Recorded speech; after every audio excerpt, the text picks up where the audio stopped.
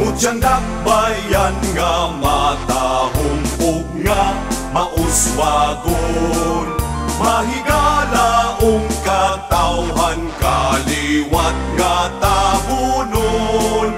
Kadugo nila pula-pu dakuhoy ug sumakwil, usada ang pagbati dugong Pilipino.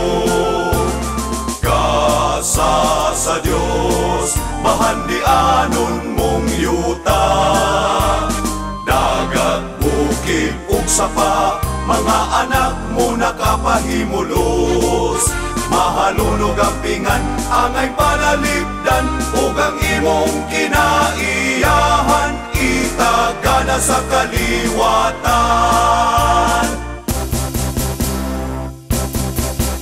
O San Carlos, syudad nga hamili, ihalat kining pagbati.